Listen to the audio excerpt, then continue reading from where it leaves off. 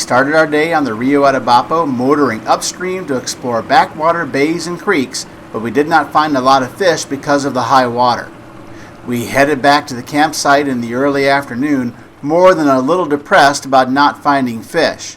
Hopefully, there will be some fish to see around the beach we are camping on, but we do not really expect much. Boy, were we wrong.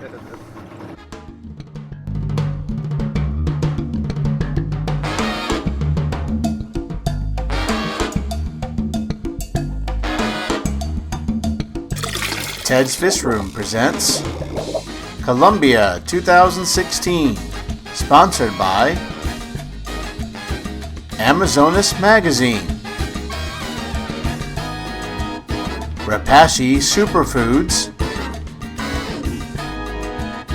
and SwissTropicals.com. We had explored the area around the campsite for a little while earlier in the day, so we know the habitat around the area. The river in front of the beach has a sandy bottom, but the sand gives way to a rocky bottom upstream from the beach. The river water is somewhat clear, but stained with black water tannin, so visibility is only a few feet.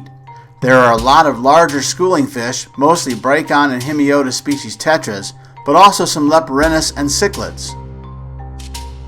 While we were snorkeling, we discovered that there are a lot of crevices in the rocky bottom, and those holes and cracks hold fish. Here is a Crinocyclus species Orinoco dwarf pike cichlid living in one of those crevices. There are also loricarid catfish in the crevices, and with a snorkel and some patience, they are not very hard to catch. Behind and on the downstream side of the beach, there is an area with a lot of flooded brush, grass, and trees. A lot of plant detritus is piled up in these calm waters, and the fish living here are small. Many are juveniles of larger species, but some are nanofish, like the ruby tetra, Axelrodia risi, and the only dwarf cichlid we came across in this part of the river, Apistogramma inaridae. We also find a lot more of the same small whiptail catfish we saw when we first arrived in the morning, Hemiloricaria formosus. We can see a lot of fish in the open water of the Rio Atabapo, but without a really large seine to trap them against the beach, catching them during the day will be difficult.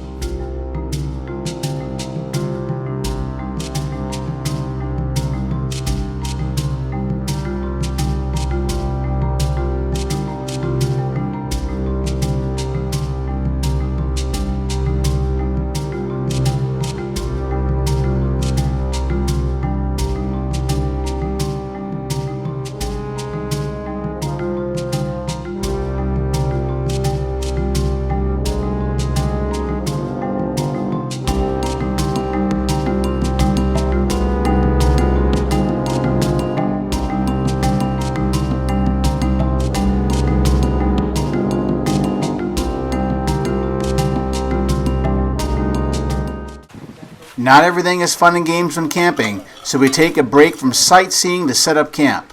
Dudu and I are tasked with cooking dinner over an open fire. I volunteered for this task. I have my camp cooking merit badge.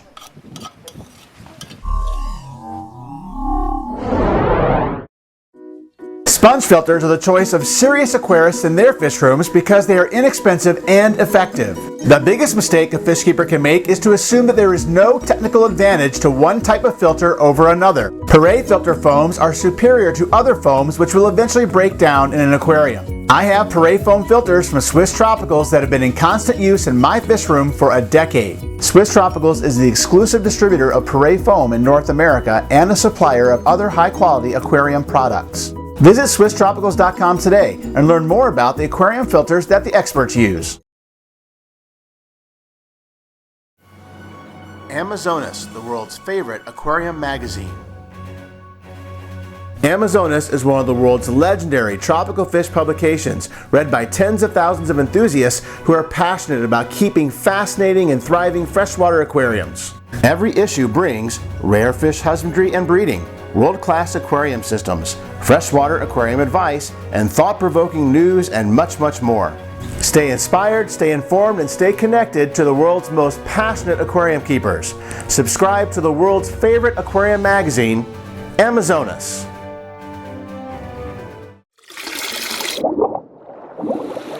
Dinner may not have been a gourmet meal, but it seems like any food is good when you're camping and hungry. While we were setting up camp, a fish collector who sells fish to Hernando stopped in to meet us and say hello. And he has a large beach seine that we quickly commandeer to see what we can catch in the open water. Big seines take some strategy and skill to use effectively, so we let the pros show us how it is done. Plus, we were already dry. The seine trapped a lot of fish.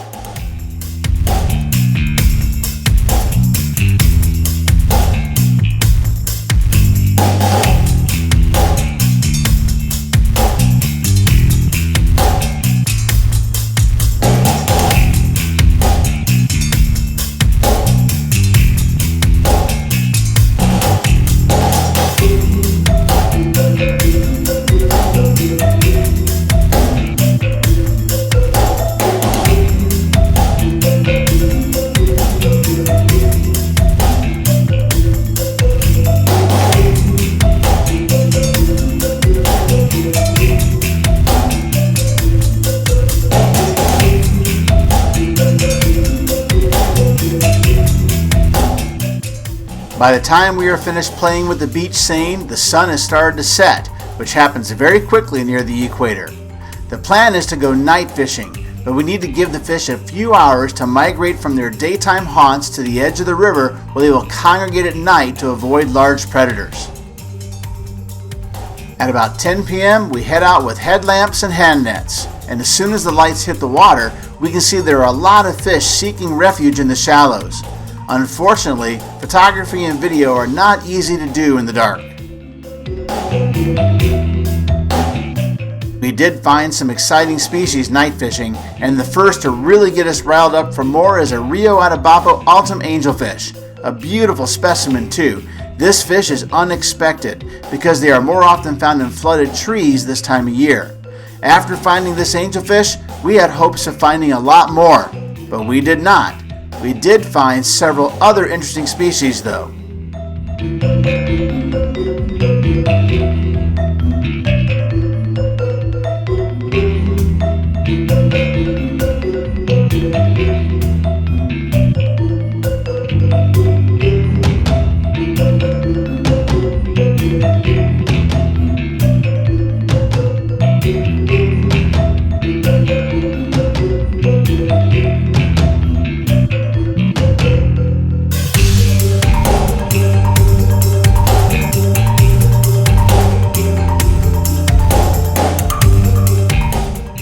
I should mention that we are sharing the beach with some other people who are living along the river. At night, they put out a long gill net just inside the slack water and out of the current. Here, the gill net has caught a peacock bass. We turn in for the night at about 2 a.m., but I'm not sleeping well, so I get up early to see if I can catch some of those peacock bass on a fly rod, and I am not disappointed. This is not a big fish, but I can say that I hooked a cichlid temensis on a fly. After dawn, the gill net is hauled in and we can see what they caught. Not a lot of fish, just 2 different peacock bass and a black wolffish, but enough for the guys who own the gill net to have a nice meal. It's Pedro's turn to cook. After breakfast, we decide not to stay another day on the Rio Atabapo and to move on to other rivers that may be more productive. So after breaking camp, we head downstream to the confluence and on to the next part of the adventure. Don't miss an episode of Colombia 2016. Please subscribe to my channel and help spread the word by sharing this video with your friends. Thank you for watching Ted's Fish Room, and please check out my sponsors for this series, Repashy Superfoods, SwissTropicals.com, and Amazonas Magazine.